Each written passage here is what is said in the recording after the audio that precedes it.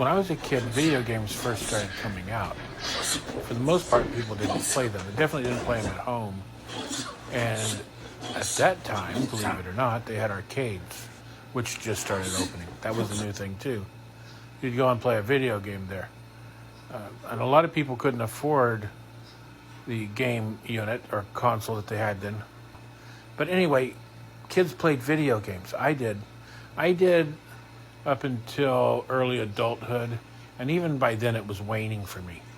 I'm not one of these people that spends a lifetime doing that, you know.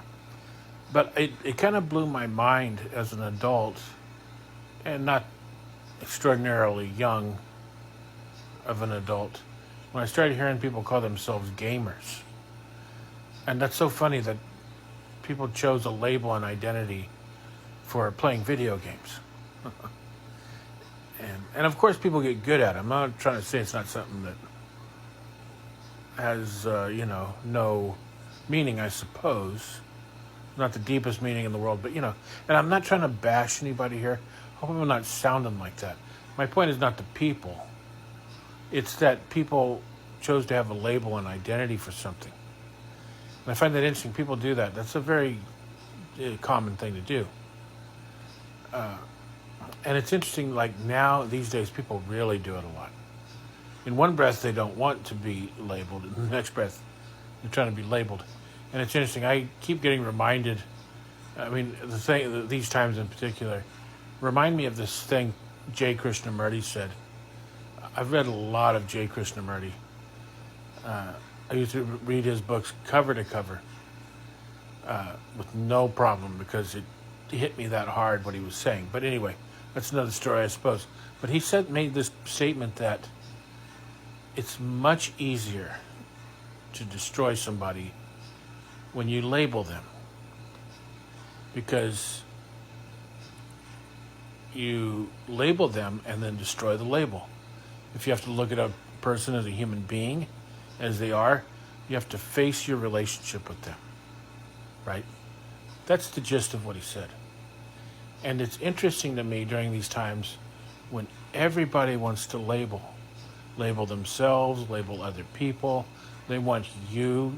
They literally, this is so bizarre, they want you to label yourself. So anyway, and see, I'm going to go ahead and say this, even though I don't like identity politics. I'm a biracial minority, person of color. And I grew up during a time when people still could be openly racist, right? Or prejudiced, whatever term you want to use for it. They could call you a racial slur and stuff like that. It still happens. I don't know if it probably still happens now, I'm sure. But it happened to me quite a bit as a kid. So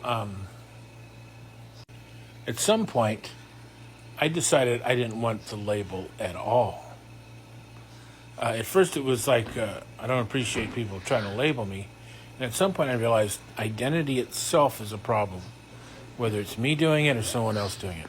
It's a division, which means it's conflict, and it is violence itself. And by the way, if you read J. Krishnamurti,